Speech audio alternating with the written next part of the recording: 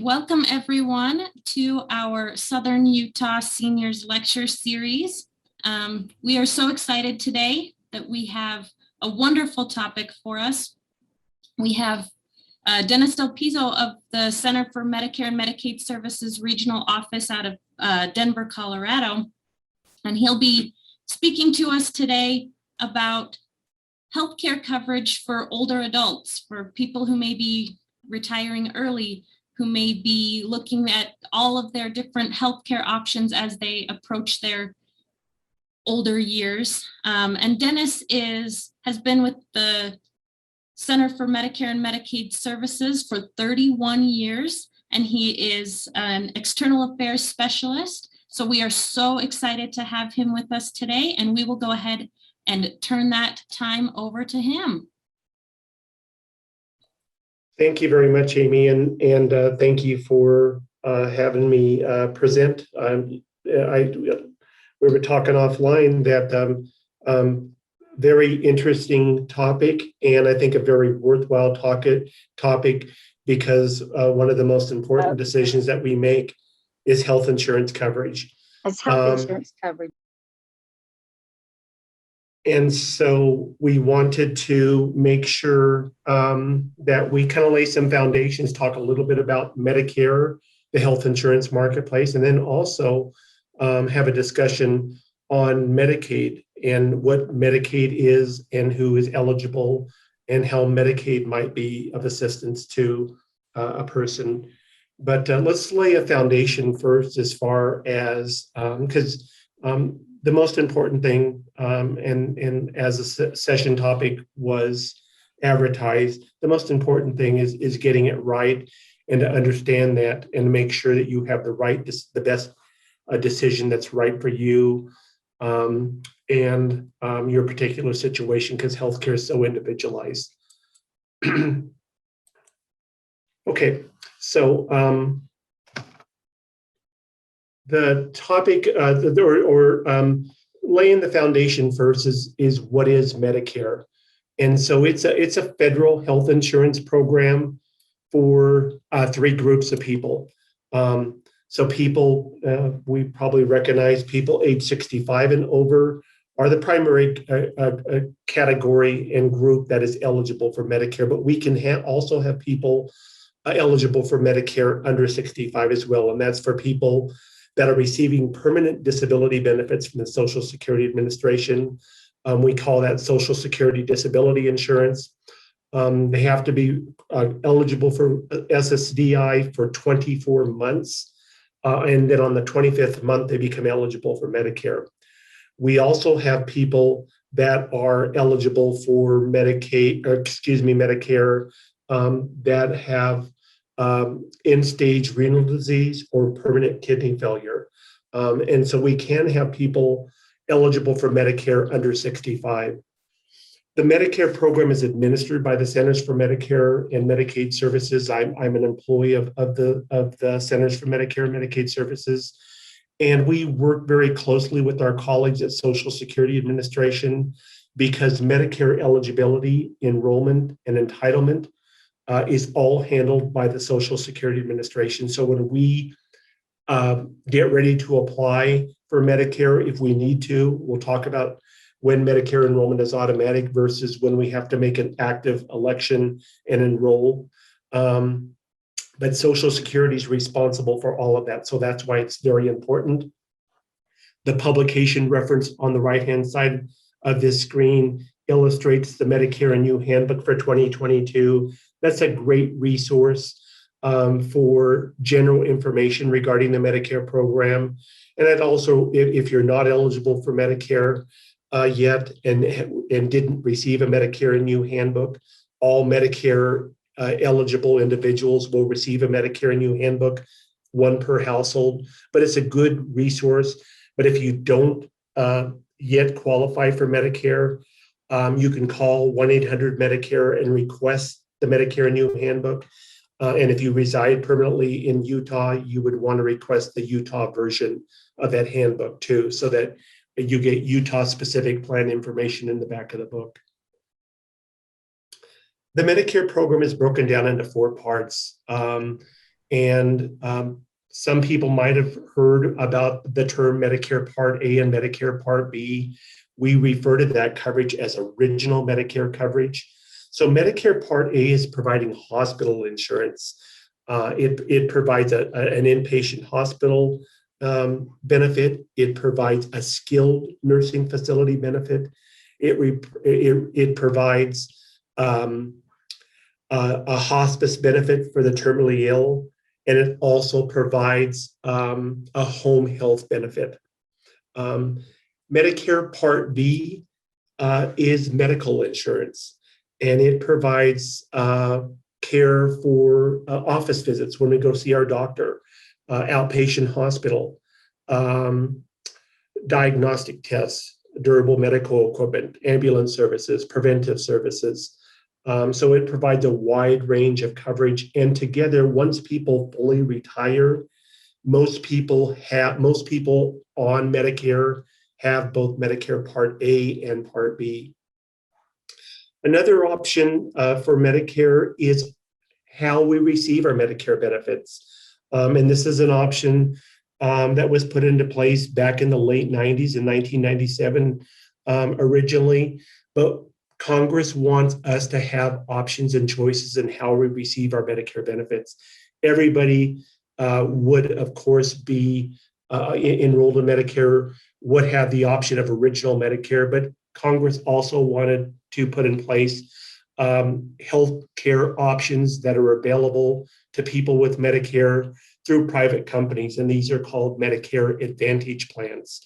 In the 5-county region, everybody has access to a Medicare Advantage plan.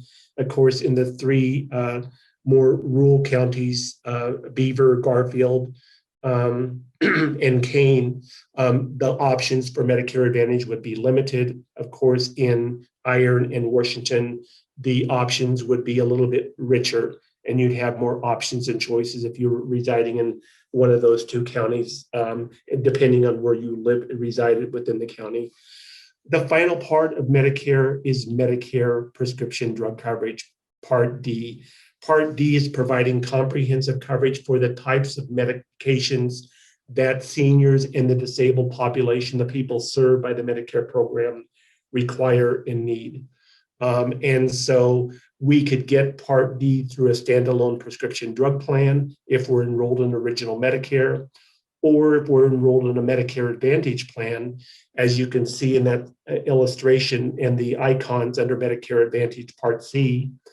Part C is providing comprehensive coverage that includes everything covered under Part A, B, and most plans provide drug coverage as well. I am going to, for the sake of the presentation, to turn off my video for distraction purposes. So I'm going to turn off my video, and here's where we get into the next slide about enrolling. And remember, I mentioned the term automatic enrollment, or having to actively contact Social Security. So with Medicare coverage is individual coverage. Each and every one of us have to enroll. If we are enrolled in Medicare Part B as well, if we're no longer working, everybody has to pay a premium for Medicare Part B, or if they qualify, get financial assistance, and we'll talk about that. Medicare enrollment is going to be automatic if we're receiving a Social Security cash benefit. I mentioned one in the very first slide, and that is receiving Social Security disability insurance. If we have made application and are receiving our retirement benefits as early as age 62, if you're receiving any form of cash benefit, the minute you become eligible for Medicare, Social Security is going to automatically enroll you. You might want that, or you might not want it if you're still working and have job-based coverage. If you don't want it and you're automatically enrolled, you'd have to take action following the instructions in the packet that you received in the mail approximately 3 months before your eligibility into Medicare. If you're not receiving a Social Security cash benefit, we have to take an active election to apply for Medicare by reaching out to Social Security. We can apply for Medicare, and we can apply for Medicare only online, over the phone, through the mail, via paper application. So there's many mechanisms that we can apply for Medicare, and we can file for just a Medicare only application and not touch our retirement benefits if we so choose. Here's the enrollment periods for Medicare. So these are the primary enrollment periods for Medicare Part A and B. And the first one is the initial enrollment period, and this is surrounding our 65th birthday. So there is a 7-month opportunity to enroll the month that 3 months before we turn 65, the month we turn 65, and 3 months after. If we want Medicare to begin the first day of the month that we turn 65, we want to apply in the 3 months before our 65th birthday. Yes, we can apply the month we turn 65 and 3 months after. Just we got to realize that coverage will be delayed if we apply during our month we turn 65 or 3 months after. So that is our first opportunity, and that's why it's called the initial enrollment period into Medicare. The special enrollment period is designed for people that still continue to work past 65. And so if people that are working and don't want to pay a premium for Medicare Part B, remember I said Medicare Part B has a premium. Most of us qualify for Medicare Part A premium free. So if we're still working, most of us want to delay enrolling in Medicare Part B, even though we're eligible for Medicare, because we have access to employer coverage, which a lot of times would be primary if our employer has 20 or more employees. If it has fewer than 20 employees, then we would probably have to take action and enroll in Medicare once we were first eligible. So the special enrollment period is designed for people continuing to work past 65. It's continuous after the initial enrollment period ends, and it ends 8 months after we retire or insurance coverage through our employer ends, whichever happens first. And this could be insurance coverage.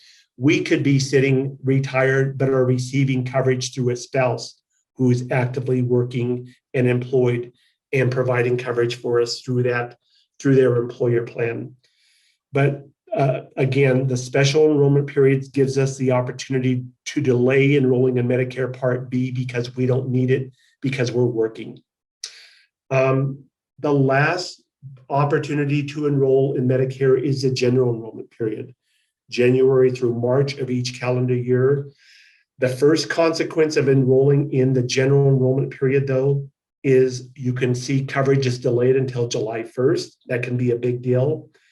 And if we go 12 or more months where we could have enrolled in Medicare and did not, and are no longer working and did not have access to employer coverage, either ourselves or through a spouse, there could be a 10% penalty for each 12 months that we let go by that we could have enrolled and didn't. So we don't want people enrolling in the general enrollment period. We want them enrolling in Medicare once they're first eligible, either the initial or while still working, and once you go to stop working and retire. Any questions related to that before I move on? This sometimes will generate some questions.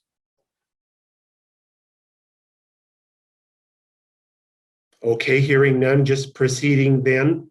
As I mentioned, most of us are not going to pay a premium for Medicare Part A hospital insurance.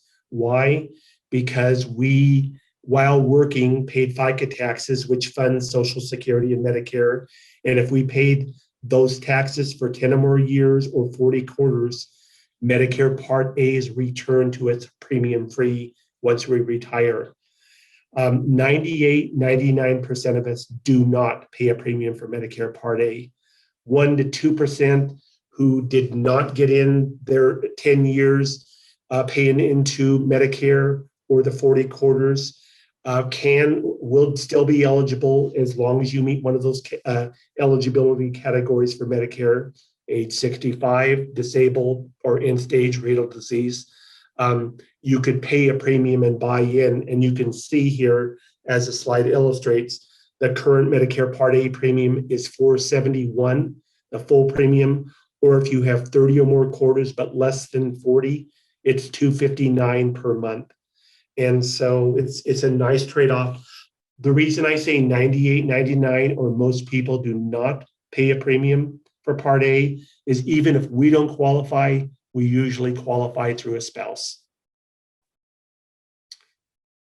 Medicare Part B, as I mentioned, each and every one of us will pay a premium. The current 2021 standard base premium is $148.50. It could be higher depending on our income. We'll talk about that in the next slide. If we're receiving a Social Security cash benefit, the premiums will be deducted automatically from our Social Security benefits. If we're not, we're going to be billed every 3 months, or there's Medicare Easy Pay, which allows you to say, hey, Medicare, I would like to pay my Medicare premiums monthly out of my checking account. So you're filling out a form on the Medicare.gov website, completing it and returning it along with your bank information, authorizing us to deduct your monthly Medicare premiums on a monthly basis out of your checking account. Here are the thresholds. I mentioned $148.50 is the standard base premium. Roughly 94% of people in Utah pay the base premium, which is $148.50. Approximately 6% of people in Utah will be impacted by these 5 other thresholds, depending on your income.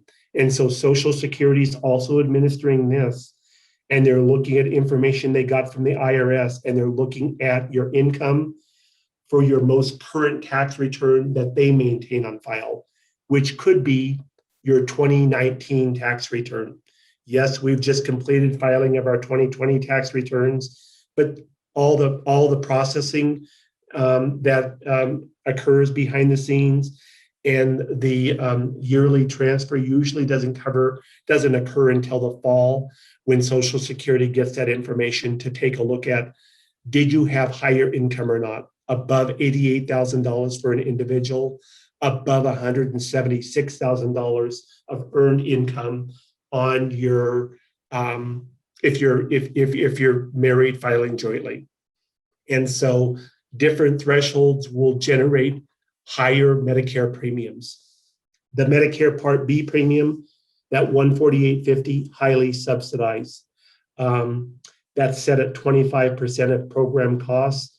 These additional thresholds are, you're going to be responsible for 35%, 50, 65, 80, or 85% of the Medicare Part B premium. So this is also something that could impact you or not, but we always like to mention it.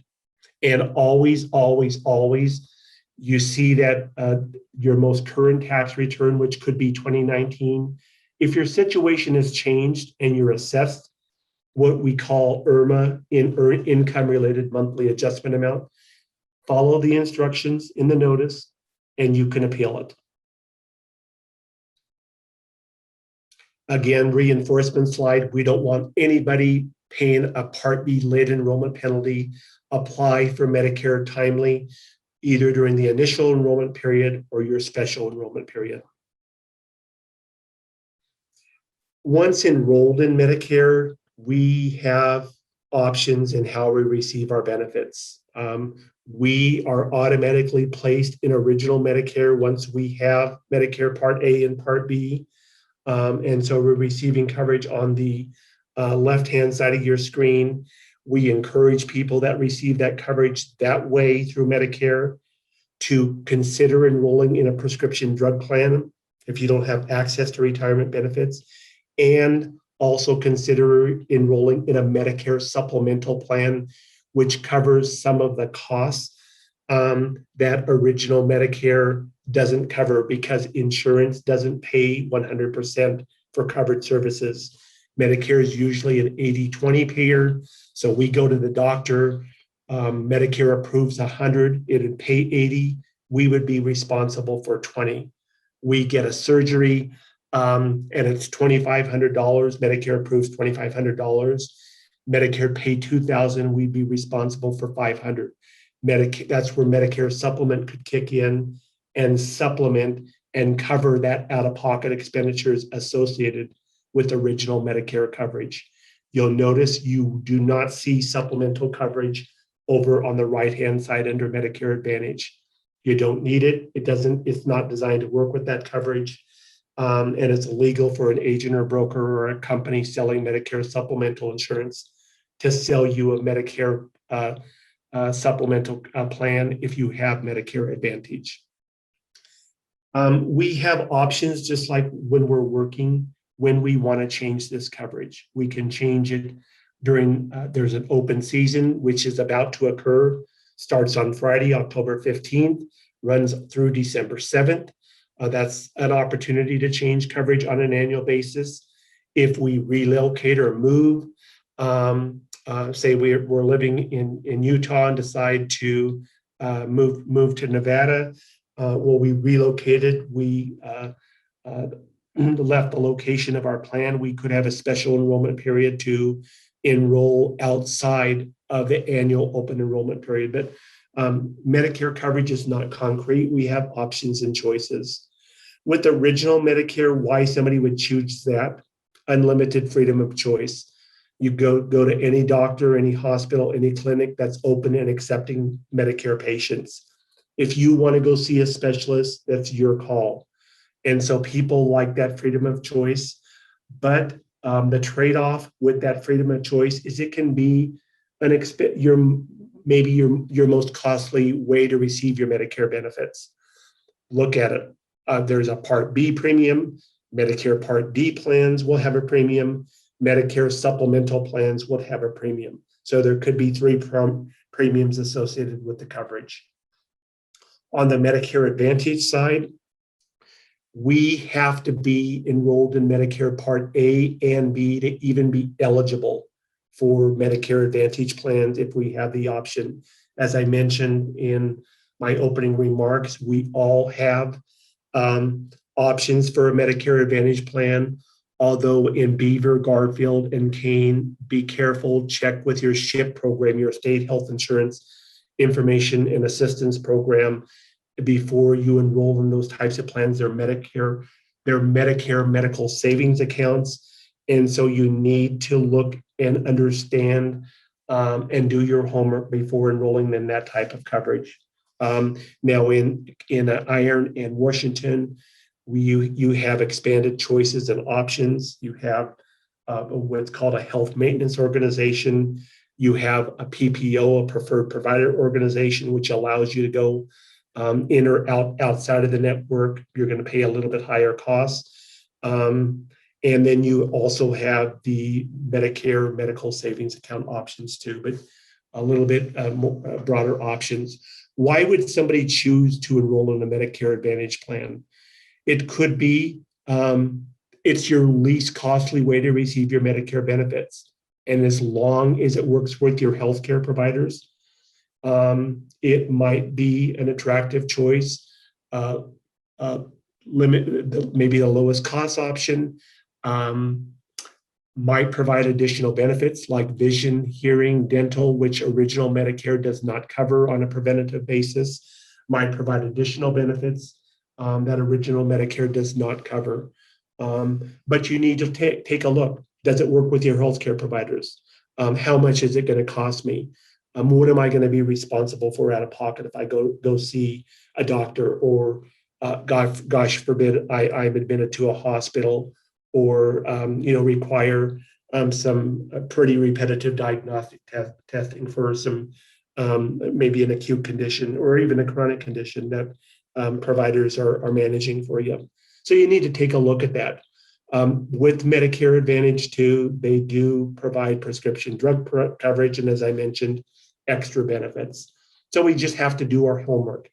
We can do that online at the Medicare.gov website. There's a plan finder tool. You can go in, enter your zip code if you so choose, answer a few questions, and get results of what types of Medicare Advantage plans or Part D plans are available to you. You can call 1-800-MEDICARE 24 hours a day, 7 days a week, or you can call your state health insurance information and assistance program, and they're a great resource that you can provide that provides local assistance within the community. And that I'll have that telephone number in just a couple slides here.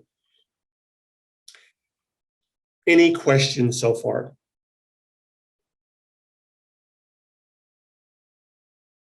Real quickly, just to highlight, these are the Medicare's preventive services. You'll see there the slide illustrates Medicare Part B, but remember, if you join a Medicare Advantage plan, all plans have to provide all the coverage that's provided under Medicare Part A and B. Always encourage you to get your flu shots once enrolled in, or get your preventative benefits, including your flu shot, if you're enrolled in Medicare, and work with your primary care providers to determine what's right for you. Things that we always like to mention, things that are not covered by Medicare. Most dental care, eye exams related to the prescribing of glasses, so preventive eye benefits. Now, if it turns that there's medical reasons, glaucoma, cataracts, etc., that are being looked at, managed, or treated, of course, Medicare is going to cover medically necessary eye examinations, but routine, no. Dentures, cosmetic surgery, massage therapy, routine physical exams, not covered under original Medicare. Long-term care. So like our employer coverage when we were working, insurance doesn't cover everything. It doesn't pay 100%. And these are some of the lists of services that are not covered by Medicare. You'll notice down in the bulleted sentence down at the very bottom, there could be coverage through Medicaid might provide coverage for some of these services that original Medicare does not cover. A Medicare Advantage plan might provide coverage, as we mentioned, for some of these services that are not covered by original Medicare. I sent this to Amy. This is the 2021 Medicare cost sheet, so you can see if you were in original Medicare, why a Medicare supplement would be advantageous for you, and to choose one. And with Medicare supplemental insurance, if you're enrolled in original Medicare, you have to be careful because you can only enroll in a Medicare supplemental plan at limited times. When we first turn 65 and enroll in Part B, there's a 6-month guaranteed open enrollment period for Medicare supplemental plans. Or if we lose coverage through no fault of our own, there will usually be some guaranteed issue options. Outside of that, Medicare supplemental plans can medically underwrite and refuse to sell to us. That is not true for Medicare Part A, Part B, Part C, and Part D. If you're eligible, you're in, regardless of your health history. Like Medicare Part B, Medicare Part D has higher income thresholds that you're going to be responsible for based on higher income. Same financial thresholds, but you can see that you pay a base premium, or you pay your standard premium, whatever it might be, plus an additional amount that is indexed for your income.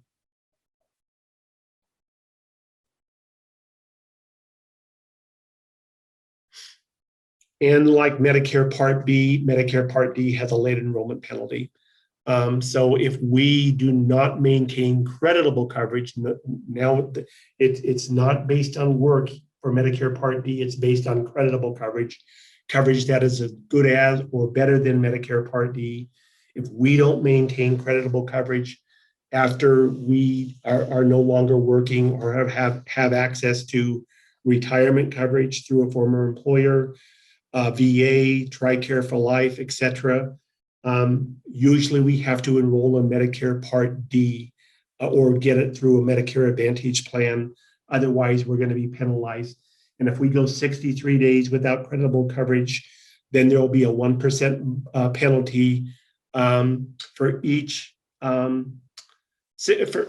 for any period after 63 days. There will be a 1% penalty based on the beneficiary base premium. That base premium in 2021 is $33.06. So if you go more than 63 days, you can see that it'd be a 1% penalty or 33 cents for every month that you go without coverage for Medicare Part D if you don't maintain creditable coverage. And then the opportunities, we mentioned this, the initial enrollment period also gives you the option to decide if you want to enroll in a Medicare Advantage plan or not, want to pick up a Medicare prescription drug plan. The annual enrollment period. There are special enrollment periods for life events associated with Medicare Advantage and Part D plans. As you can see, I'm not going to go through it, but like a move would be an example of a special enrollment period where you could apply for Medicare coverage outside or change Medicare coverage outside of an annual open enrollment period. And then if you're enrolled in Medicare Advantage plan, if you are enrolled in a Medicare Advantage plan come 1/1/2022, you would also have an additional 3 months, January through March, to change your coverage one additional time. So again, we want you enrolled in the type of coverage that's best for you. And what's right for the wife might not be right for the husband, and always remember that. Amy, any questions so far? No, we haven't had any questions, but if people do have questions that they'd like to chat, you can chat those questions and I will ask them. Okay, sounds good. And then here are Medicare resources. Here is the Medicare.gov website, the 1-800-Medicare toll-free lines available 24 hours a day, 7 days a week, the number to Social Security and their website where you can find the Medicare applications. If you're looking for and want to look at what plans are available to me where I reside in my zip code, the Medicare Plan Finder, Medicare.gov/plan compare is a tool to check that out. And then here is the Utah SHIP number. They provide free, unbiased counseling and assistance statewide, and there's counseling programs in most counties throughout the state. And so, Amy, do you want to provide your local contact information as well? Sorry, I started talking, but I was muted. Absolutely. You can reach our St. George office at 435-673-3548, and I will put that in the chat as well. And we did have a question come in through the chat. It says, is drug coverage through patient assistance program considered credible coverage? No, it's usually not considered credible coverage because it's not providing insurance coverage. It's providing financial assistance for a specific medication that we require. So if it's through a pharmaceutical manufacturing program, usually not. That's more considered a financial assistance program.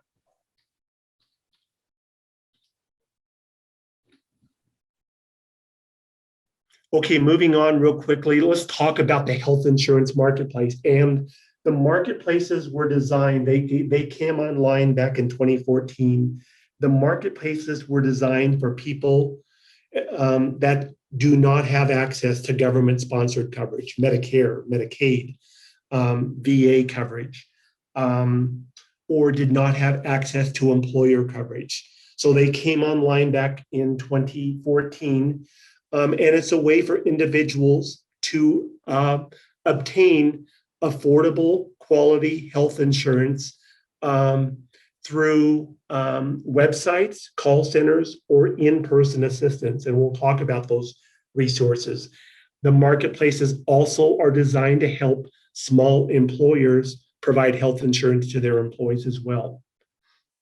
The marketplace on healthcare.gov, which is the primary resource for health insurance coverage for individuals in Utah that don't have access to employer coverage or government-sponsored coverage. Healthcare.gov is going to allow you to compare the private companies that are selling health insurance marketplace plans. We also call those qualified health plans, on the basis of price, benefits, quality, and other factors, just like Plan Compare does in the Medicare arena. The marketplaces also are referred to as exchanges. And it was created in 2014 based on the Patient Protection and Affordable Care Act, or as many refer to it as the Affordable Care Act. Another name that has been given to this insurance is Obamacare. So how marketplaces work. So we complete a single streamlined online application, and it's going to determine us if we're eligible for Medicaid CHIP or a health insurance marketplace plan. You can do this online, over the phone, like I mentioned, through call centers, by mail if you so choose, or in person through finding a local assister or agent and broker who is available to assist you in the area in which you reside. Once eligibility is determined, you may be eligible to enroll in coverage immediately. So it can be a really good resource for people that do not have access to insurance coverage. Who's eligible? You must live in the U.S. And served by the state where you're residing. You must be applying for that specific marketplace. So you go out to healthcare.gov, you would enter, for example, your physical location and address as Utah. And of course, as long as you maintain residence for the continuous period in that locality, you'd be eligible to apply for and receive coverage through the health insurance marketplace. You must be a U.S. citizen, U.S. national, or lawfully present immigrant, and not be incarcerated. So that's talking about eligibility. There are affordability programs like Medicare. There's financial assistance that are available through the health insurance marketplace. I didn't mention it much, but under Medicare, we call Medicaid could be a resource for people that are on Medicare coverage. If you have limited income or resources, that could help with your insurance costs, or there's also called Medicare savings programs. Well, in the marketplace world, we call these advanced premium tax credits and cost sharing reductions. Help pay in for your premiums, which this slide is talking about. So people at anywhere between 100% to 400% of the federal poverty limit, that threshold has been temporarily lifted. So there's no longer a ceiling. Anybody without insurance coverage is going to probably qualify for premium assistance if you apply through the marketplace. And so people that might not have been eligible previously, with the American Rescue Plan Act, which was passed back in, I believe, late January, early February, provides at least a temporary lifting of that ceiling threshold for financial assistance. So most of us that are eligible, don't maintain coverage, are going to see that we probably qualify for some sort of premium assistance through the marketplace. Not really going to mention the last bullet because Utah Medicaid has expanded Medicaid, and so people would have access to Medicaid if they're falling below 138% of the federal poverty limit. This is just going on and talking about the premium tax credits. And so it's very important that when we make application for the marketplace, we project our income as best as possible. There are tools to help us do that.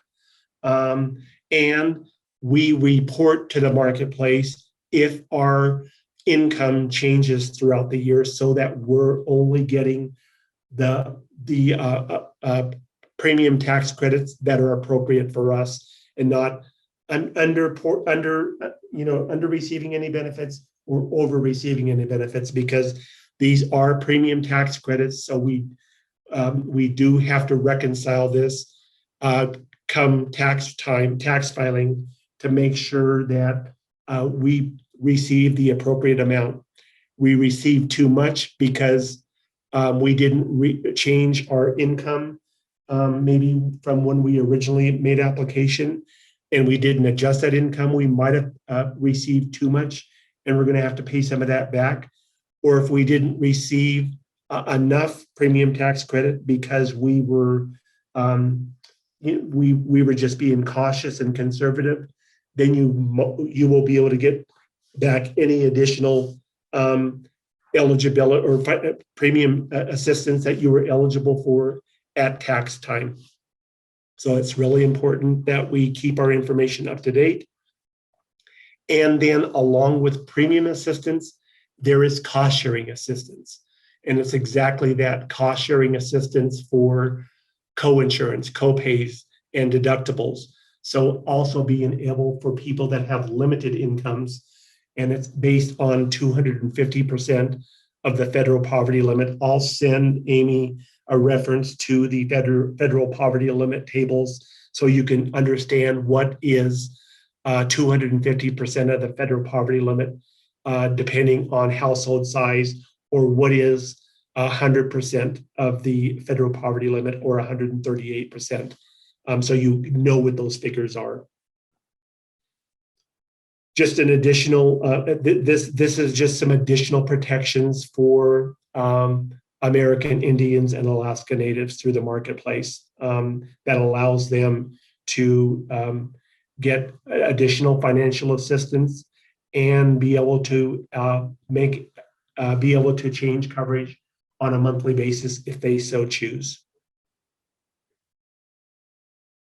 And then, as I mentioned, the American Rescue Plan, that law that was passed late January, early February, provides additional enhanced financial assistance. They're temporary. They're good through this year and next year, but then they will expire unless there's a law change. But always, if you do not have access to affordable health insurance, the marketplaces could be very advantageous for you to receive quality, affordable health insurance that provides comprehensive coverage for you and or your family. And again, always keep your information up to date in the marketplace. It's important. You made application in February, but you changed jobs and got higher income, or you earn less now for whatever reason. You want to report those changes as they happen, so that you're receiving the proper assistance that is appropriate for you and or your family. When to enroll: you can enroll during the open enrollment period, which is November 1st through January 15th.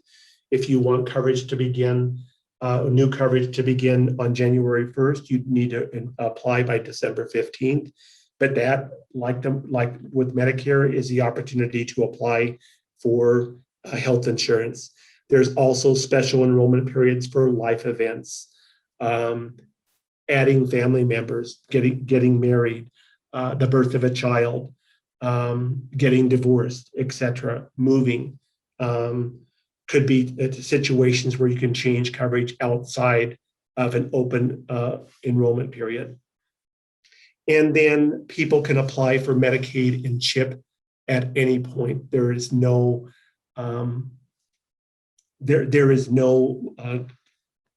limit on when you can apply for and gain access to Medicaid or CHIP coverage if you're eligible.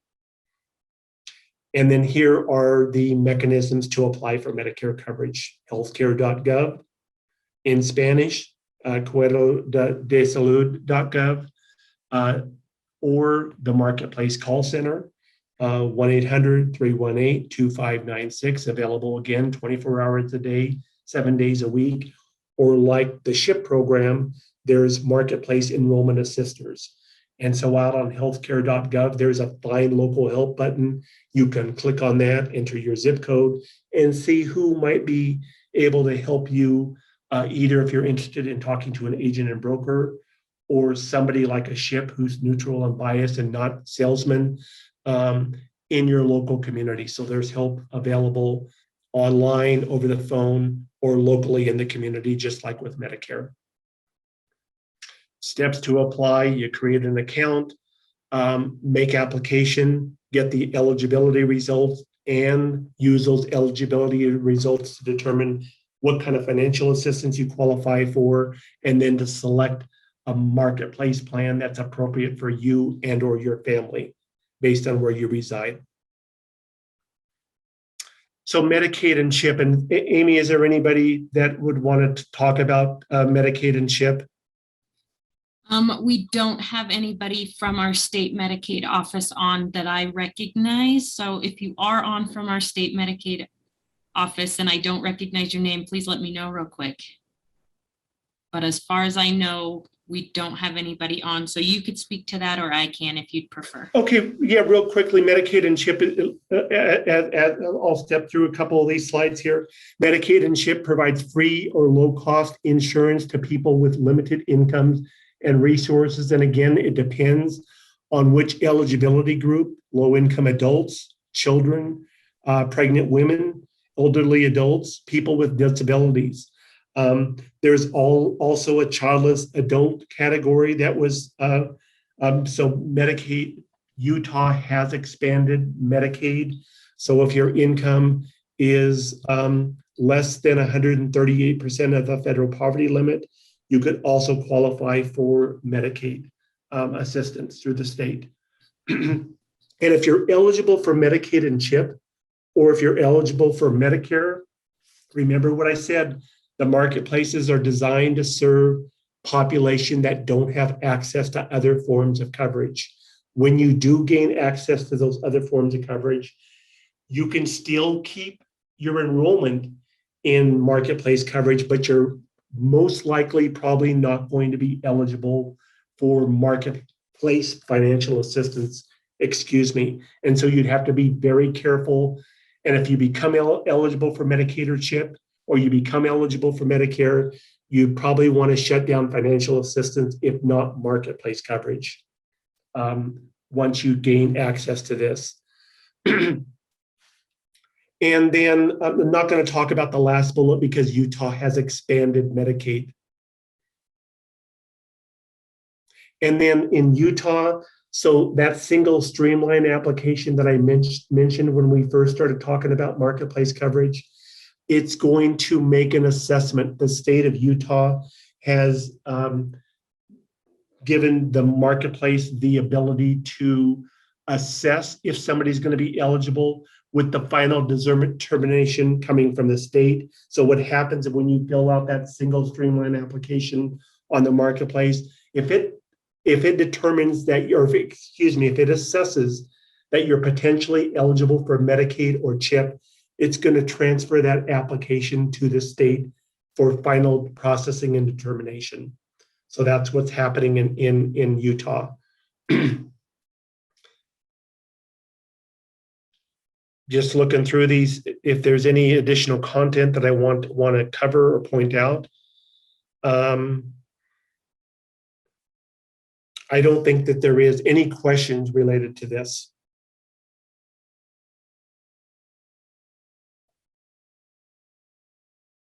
Moving on then to marketplace coverage in Medicare. So if we become eligible for Medicare, usually that's the time we want to apply for Medicare. Remember, Medicare has specific opportunities to apply.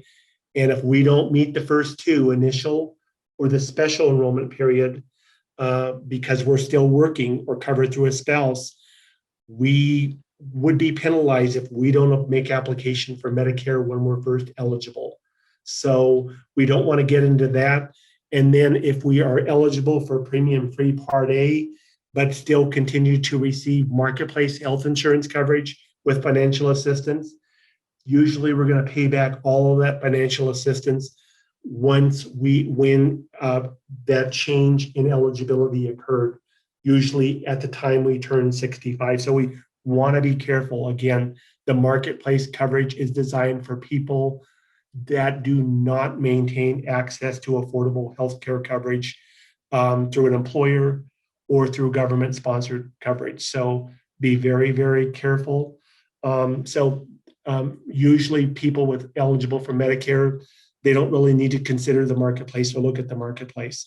There's a small category, the 1% to 2% of people that have to pay a premium for Medicare Part A could potentially see a benefit in maintaining their marketplace coverage, realizing though that there is always going to be that penalty if they later change their mind and go to enroll in Medicare. So again, working with somebody who understands marketplace and Medicare coverage is paramount, or calling the call center, because we just don't want you to get into potential tax liabilities for continuing to receive financial assistance once you're eligible for Medicare or Medicaid. I think that is it, Amy. And I think we can open it up to any outstanding questions that I have too. And again, help every step of the way for both programs. I know this is a lot of material to cover in 1 hour, but don't forget that if you didn't understand something or have questions regarding either program, there is help. You can get it, whether it's through the websites, Medicare.gov, 1-800-Medicare, through the local SHIP affiliate, the number that Amy provided you, or the state Utah SHIP program that operates statewide, which would direct you to your local program, or through the marketplace, healthcare.gov, the marketplace call center, or finding local help through a local marketplace assister within your local community. And you could find that on the healthcare.gov website. Scrolling back here, I just want to, again, here is the marketplace call center, 800-318-2596.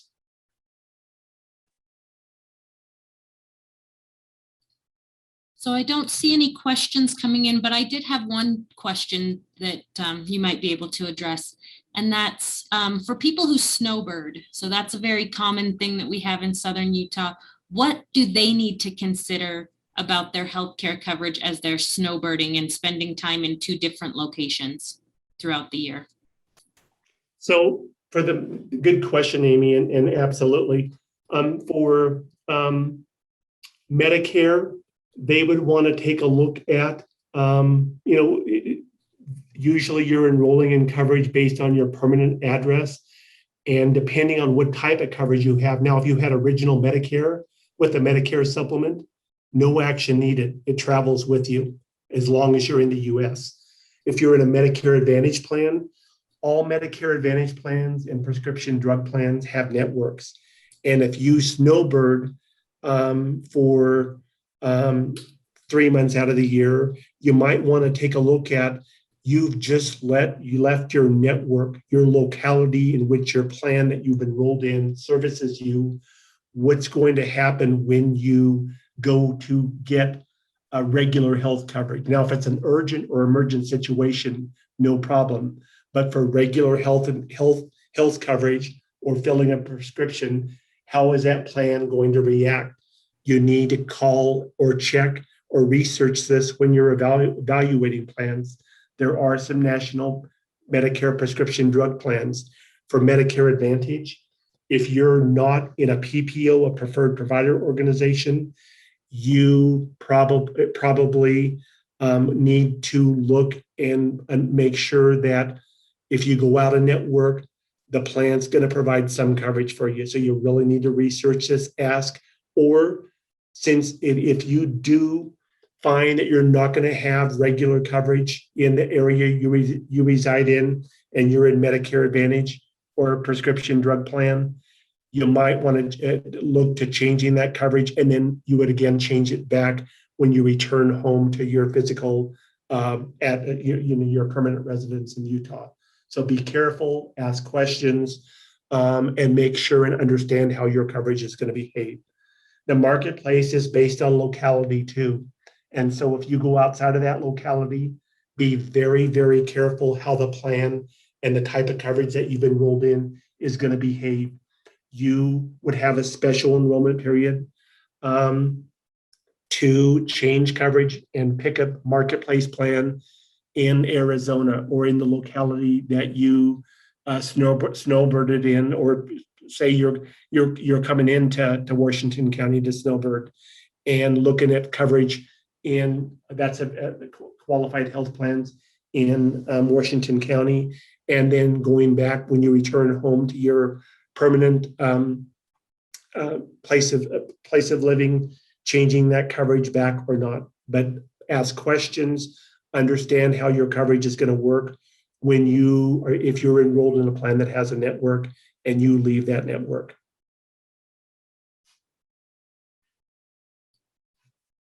Thank you very much, Dennis. I don't see any other questions, so one last chance. If you've got questions, you can either unmute and ask those questions or put them in the chat.